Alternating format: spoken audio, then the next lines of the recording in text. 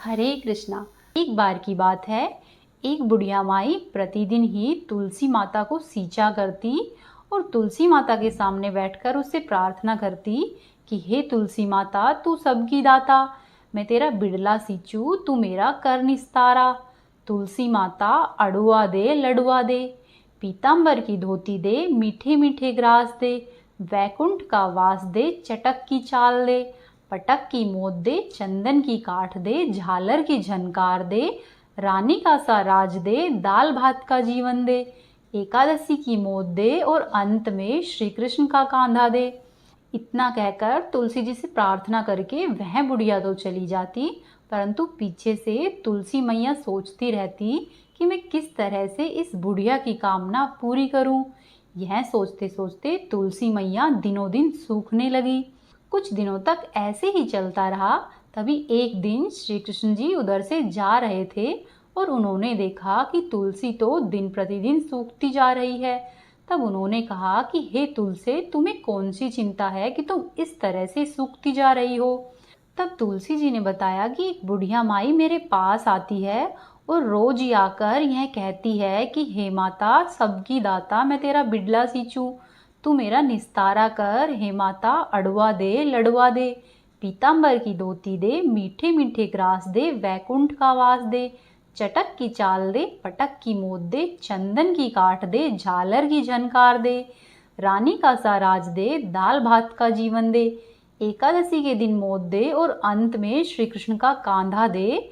अब आप बताइए, मैं उसे सब कुछ दे दूं, परंतु आपका कांधा कहाँ से दूं। इस पर भगवान बोले कि हे तुलसी, तुम चिंता मत करो और बुढ़िया माई को आशीर्वाद दे दो। तुलसी माँ ने वैसा ही किया और फिर इसी तरह से दिन व्यतीत होने लगे। नियत समय आने पर एकादशी के दिन बुढ़िया माई मर गई और सब लोग उसकी अर्थी को उठाने लगे, परंतु वह इतनी भारी हो गई कि किसी से भी नहीं उठ सकी। सब लोग कहने लगे कि पाप घाट की माला फिरती थी, जिसकी वजह से वह इतनी भारी हो गई है। तभी वहां पर भगवान श्री कृष्ण जी वेश बदलकर ब्राह्मण के वेश में आ गए और वहां पर खड़े हुए लोगों से कहने लगे कि आप लोगों ने इतनी भीड़ क्यों की हुई है। तब उन लोगों ने बताया कि एक बुढ़िया माई मरी है, परंतु वह उठ ही नहीं रही है। इस पर ब्राह्मण वेशधारी श्री कृष्ण ने कहा कि भाई, एक बार मैं कोशिश करके देखता हूँ। तब लोगों ने कहा कि ठीक है, तुम भी अपने मन का निकाल लो। तब भगवान श्री कृष्ण जी बुढ़िया माई के पास गए और बुढ़िया माई के कान में कहने लगे कि माई, तू बिड़ला सींचा मेरा, मैं करूँ निस्तारा तेरा। बुढ़िया माई, अड़ुआ ले लड़ुआ ले, पीतांबर की धोती ले, मीठा मीठा भात ले, वैकुंठ का वास ले, चटक की चाल ले, पटक की मोत ले, चंदन का काठ ले, झालर की झनकार ले, रानी का सा राज ले, दाल भात का भोजन ले और एकादशी की मोत ले, और अब अंत में ले तू श्री कृष्ण का कांधा ले। इतना सुनते ही बुढ़िया माई हल्की हो गई और इसके बाद भगवान श्री कृष्ण ने खुद अपना कांधा देकर उसको मुक्ति प्रदान की। हे तुलसी माई, जैसी आपने उस बुढ़िया माई को मुक्ति दी है, वैसी ही सबको देना। बोलो तुलसी माता की जय। अब आप सुनिए तुलसी माता की एक ननद और भाभी की कहानी। एक बार की बात है, किसी गांव में एक ननद और एक भाभी साथ साथ रहती थी। ननद का अभी विवाह नहीं हुआ था। वह बचपन से ही तुलसी जी के पौधे की बहुत सेवा किया करती थी, लेकिन उसकी भाभी को यह सब कुछ बिल्कुल भी पसंद नहीं आता। जब कभी उसकी भाभी को अत्यधिक क्रोध आता तो मैं उसे ताना देते हुए कहती कि जब तुम्हारा विवाह होगा तो मैं तुलसी ही बारातियों को खाने के लिए दूंगी और तुम्हारे दहेज में भी तुलसी ही दूंगी। धीरे धीरे इसी तरह से समय बीतता रहा और ननद बड़ी हो गई और जब विवाह के योग्य हो गई तो उसका विवाह पक्का हुआ। विवाह के दिन जब बारात आई और बाराती खाने के लिए बैठे तो भाभी ने अपने कहे अनुसार ही उनके सामने तुलसी का गमला फोड़ दिया। वह फूटा हुआ गमला तुलसी जी की कृपा से अनेक स्वादिष्ट व्यंजनों में बदल गया। वहीं दूसरी तरफ जब ननद तैयार होने लगी तो उसके वस्त्रों के स्थान पर भाभी ने तुलसी का जनेऊ रख दिया। तुलसी जी की कृपा से जनेऊ की जगह रेशमी और सुंदर वस्त्र आ गए। लड़की ने वह सब पहन लिए और जब गहनों की बारी आई तो भाभी ने गहनों के नाम पर तुलसी की मंजरी से बने हुए गहने पहना दिए। तुलसी माता की कृपा से वे सभी सोने और हीरे जवाहरात में बदल गए। उसके बाद विवाह कराकर ननद की विदाई की गई और ननद जब ससुराल में गई तो उसके दहेज की बहुत प्रशंसा की गई और ननद का ससुराल में मान सम्मान बढ़ा। और यह बात जब उसकी भाभी के कानों तक पहुंची तो उसे बहुत ही आश्चर्य हुआ। अब उसे तुलसी माता की पूजा का महत्व समझ में आया। वहीं भाभी को भी एक लड़की थी। वह अपनी लड़की से कहने लगी कि तुम भी तुलसी जी की सेवा किया करो, तुम्हें भी बुआ की तरह ही फल मिलेगा। वह जबरदस्ती अपनी लड़की से तुलसी जी की सेवा कराने लगी, परंतु उसकी लड़की का मन तुलसी जी की सेवा में नहीं लगता था। धीरे धीरे दिन व्यतीत होते गए और उसकी लड़की भी बड़ी हो गई और विवाह के योग्य हो गई। जब उस लड़की के विवाह का समय आता है तो भाभी सोचती है कि जैसा व्यवहार मैंने अपनी ननद के साथ किया था वैसा ही अब मैं अपनी लड़की के साथ भी करूंगी। तो ऐसा करने से वह भी गहनों से लज जाएगी और बारातियों को खाने में पकवान मिलेंगे और इसे ससुराल में भी बहुत इज्जत मिलेगी।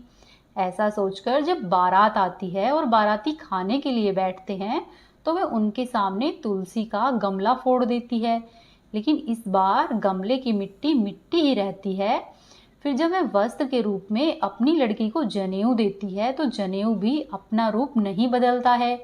इसी तरह से वह गहने पहनाने के समय पर अपनी लड़की को तुलसी जी की मंजरी देती है, लेकिन तुलसी जी की मंजरी भी अपना रूप नहीं बदलती है। उसके इस तरह के व्यवहार से सभी बाराती बहुत दुखी होते हैं और वे सब उनकी बुराई करते हुए चले जाते हैं। फिर लड़की जब विदा होकर अपने ससुराल जाती है तो उसके ससुराल में भी उसकी बहुत बुराई होती है। कोई भी उसका आदर या सम्मान नहीं करता है। धीरे धीरे इसी तरह से दिन व्यतीत होते रहते हैं।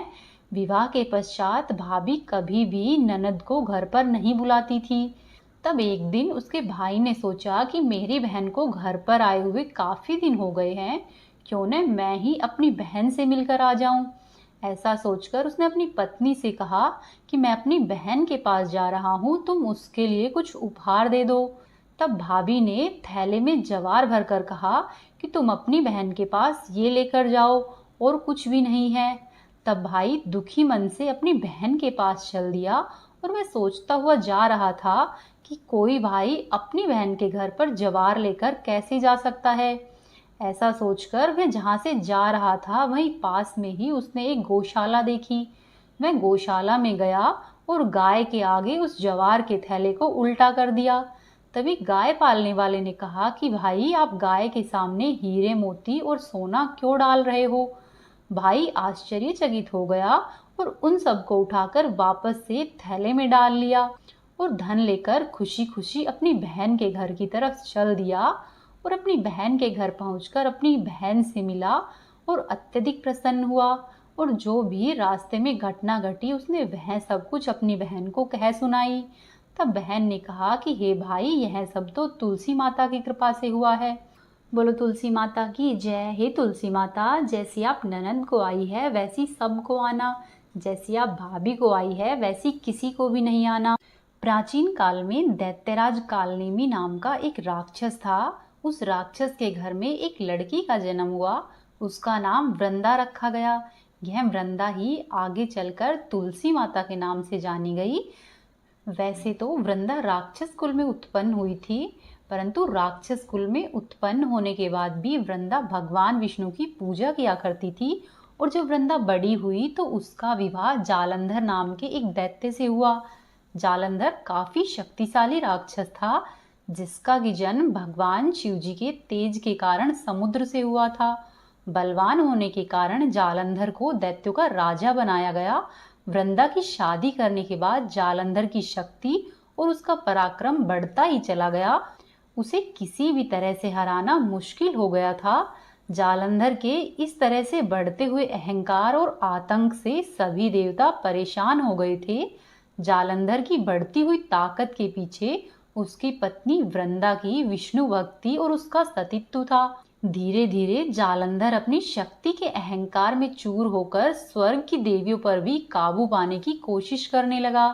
इसी दौरान एक बार जालंधर ने माता लक्ष्मी को पाने का प्रयास किया, परंतु समुद्र से जन्म लेने के कारण माता लक्ष्मी ने उसे अपना भाई बना लिया।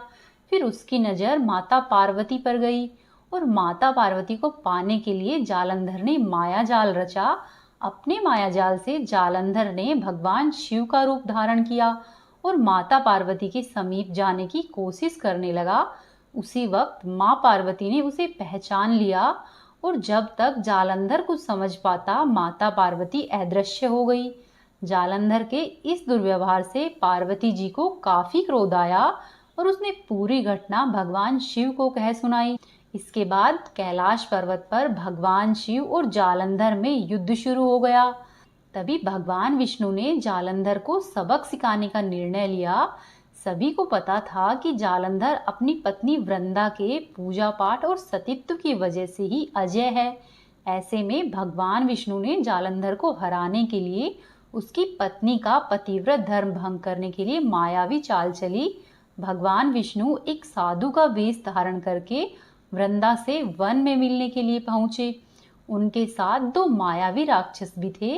उन राक्षसों को देखते ही वृंदा डर गई। तभी भगवान विष्णु बने हुए उन साधु महाराज ने उन दोनों राक्षसों का वृंदा के सामने ही वध कर दिया। वृंदा ये देखकर समझ गई कि ये साधु महाराज कोई आम आदमी नहीं है। उसी पल वृंदा ने साधु से अपने पति जालंधर के बारे में पूछा। साधु बने हुए भगवान ने अपनी माया शक्ति से दो बंदर प्रकट किए। दोनों बंदरों के हाथों में जालंधर का सिर व धड़ था। यह देखते ही वृंदा बेहोश हो गई।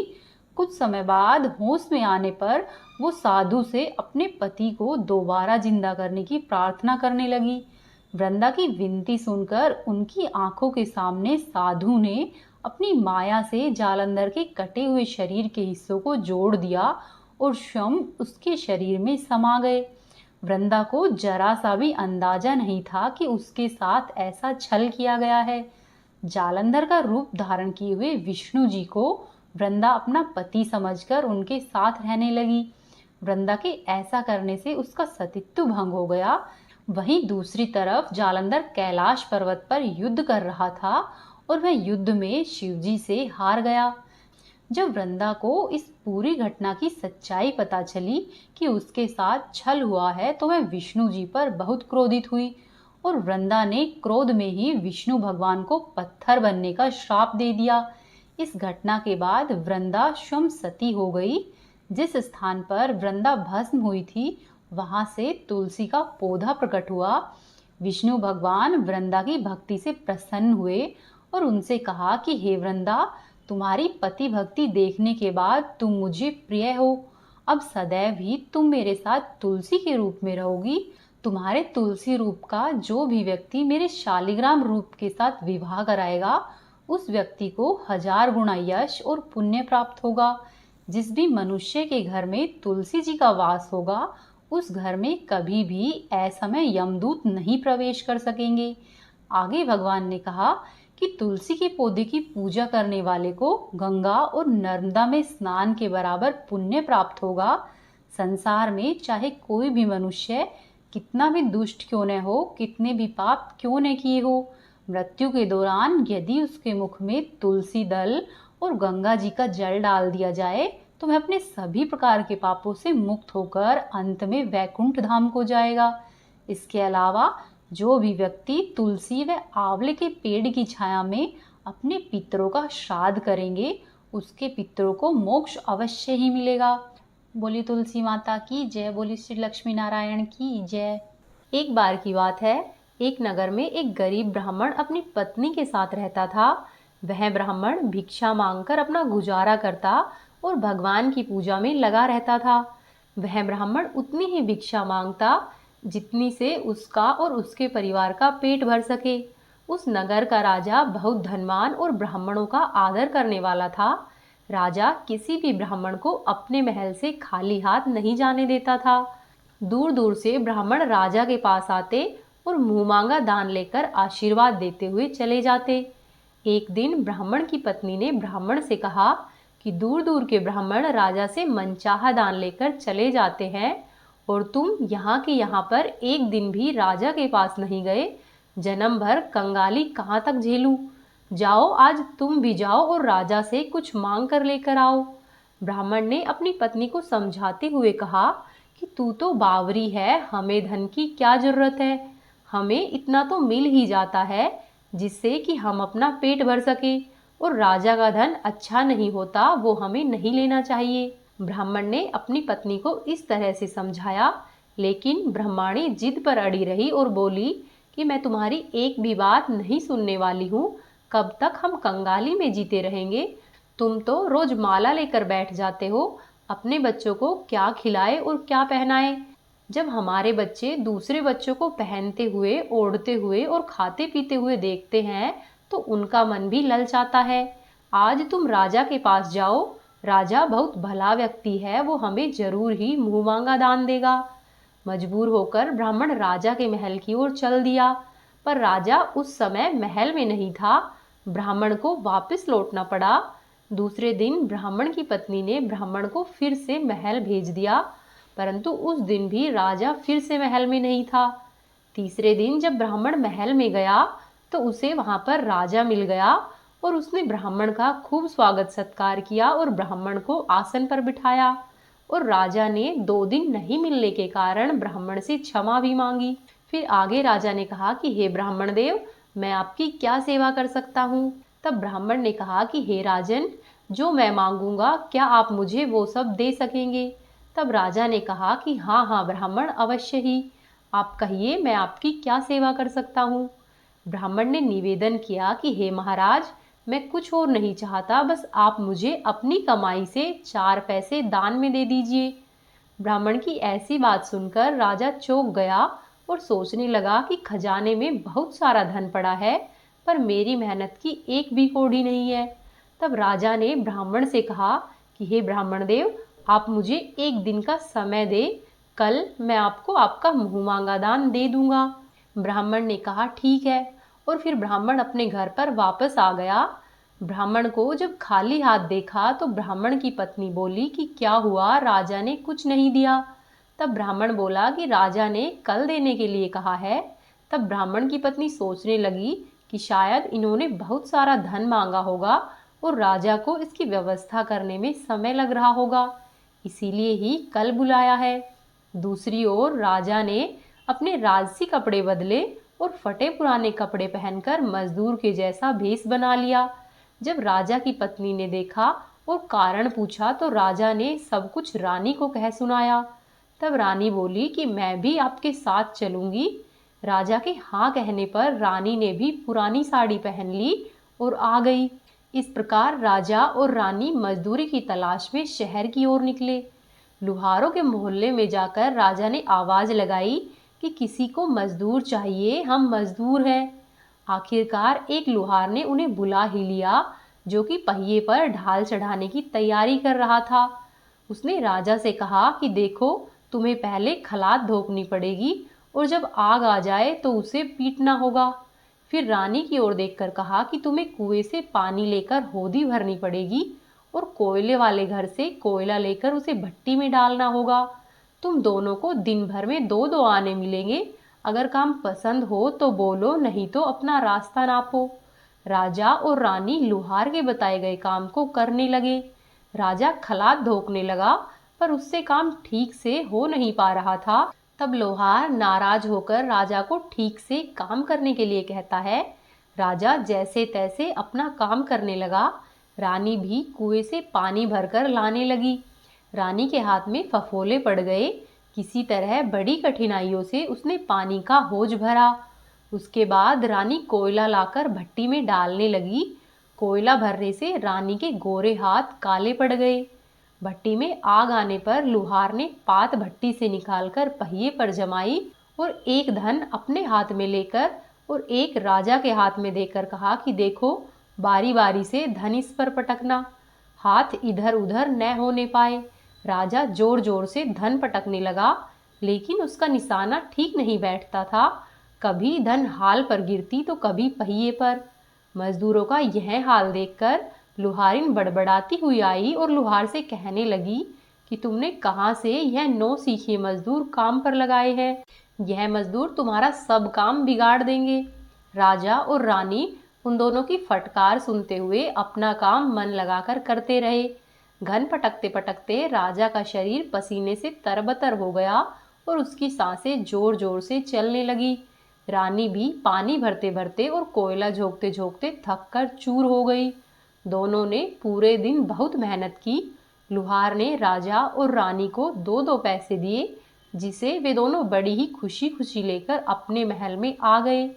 राजा ने 4 पैसे अलग रख दिए और अगले दिन ब्राह्मण को बुलाकर उसे दे दिए।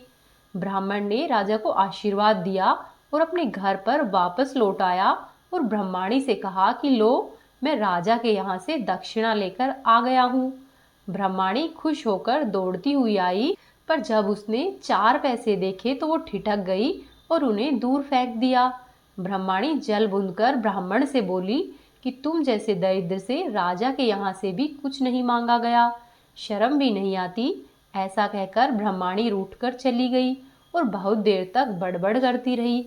ब्राह्मण ने उन 4 पैसों को उठाया और उठाकर तुलसी घर के पास रख दिया और सोचा कि जब ब्रह्माणी शांत हो जाएगी तो जरूरत पड़ने पर इन्हें उठा लेगी। परंतु कई दिनों तक पैसे वहीं पर तुलसी घर में रखे रहे। उनके ऊपर फूल और बेलपत्र गिर गए और वे 4 पैसे मिट्टी में दब गए। ब्राह्मण और ब्रह्माणी दोनों ही उन सिक्कों के बारे में भूल गए। कुछ दिनों के बाद तुलसी घर में 4 पौधे उगे। चारों पौधे बहुत ही सुंदर थे।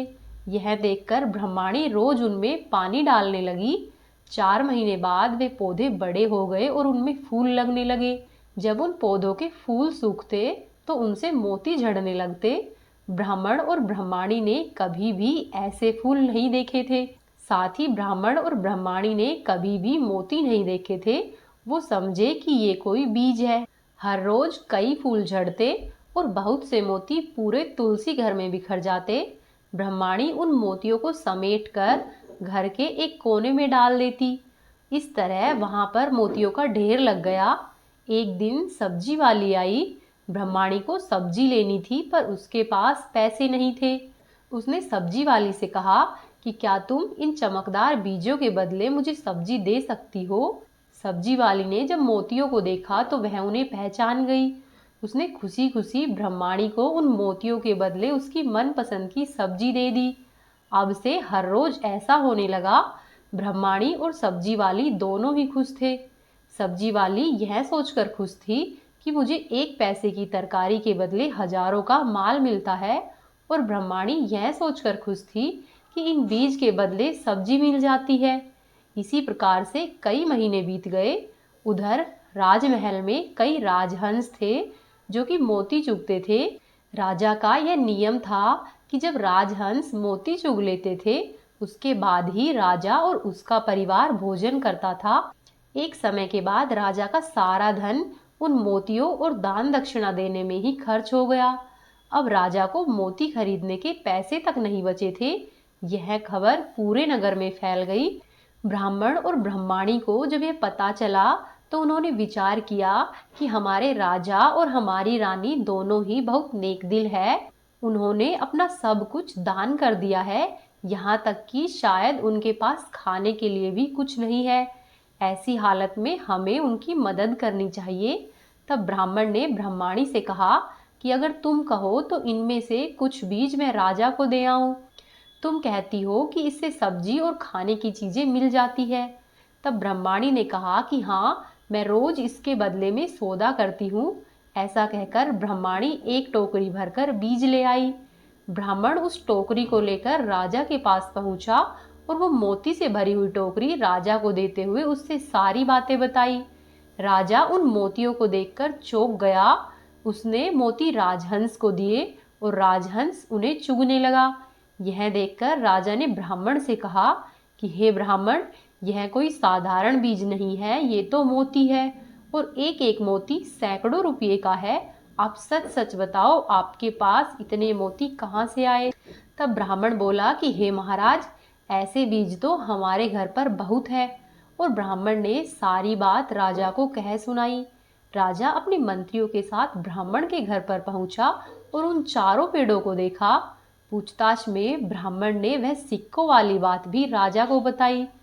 फिर जब राजा ने पेड़ों को ध्यान से देखा तो उनकी जड़ के पास वही सिक्के चिपके हुए थे जो राजा ने ब्राह्मण को दान में दिए थे। आज ब्राह्मण और ब्रह्माणी को मालूम हुआ कि उनके पास लाखों करोड़ों की दौलत है, जिसे वे साधारण बीज समझते थे, असल में वो तो मोती है। ब्राह्मण ने सोचा कि मेरे लिए यह धन किस काम का है। ऐसा सोचकर ब्राह्मण ने सारे मोती राजा को दान में दे दिए। उस दिन से राजा ने भी प्रण कर लिया कि मैं खजाने के पैसों से एक भी पैसा अपने लिए नहीं खर्चूंगा। खजाने और ब्राह्मण के दान को राजा ने जनता के हित में और धर्म कर्म के कार्य में लगा दिया। हे तुलसी माई, जैसी आप ब्राह्मण पर प्रसन्न हुई है वैसी ही सब पर रहना। इस कहानी को कहने वाले, सुनने वाले और होकारा भरने वाले सबके भंडारे भरे रखना। जय तुलसा माई।